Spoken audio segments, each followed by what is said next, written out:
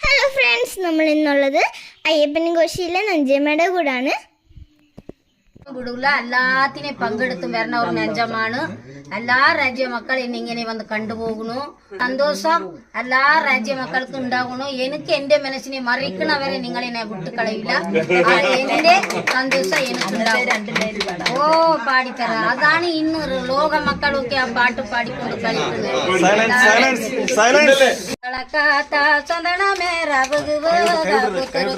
പൂപ്പറിക്ക പോകില മുവിമേനാത്തെ പക്കില